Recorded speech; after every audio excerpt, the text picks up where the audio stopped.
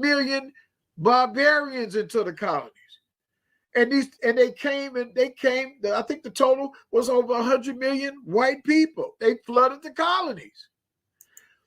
First thing they did was, when they flooded the colonies, you couldn't vote unless you owned an ox, a goat, or a piece of land.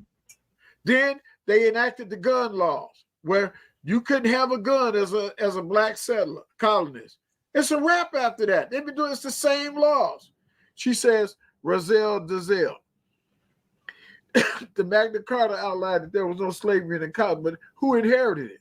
Can Mr. Lee repeat that? Well, the 13 colonies, sister, the inheritors of the 13 colonies, it is written in the original charters that those colonies were supposed to pass on to the original people.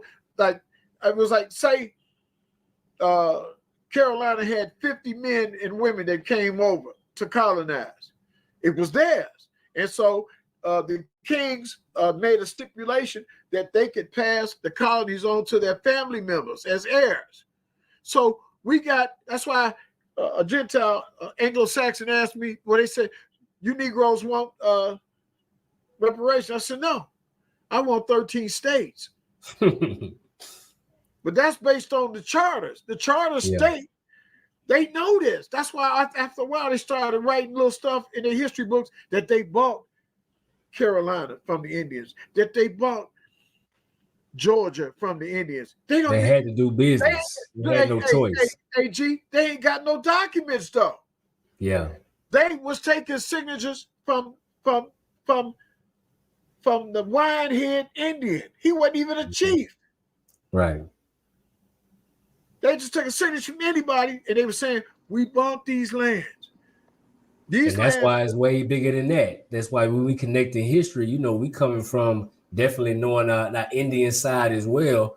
So when you put it together, you got the true Americans, and then you got indigenous mix that's here. So it's way even bigger than the 13 states. That's just crazy.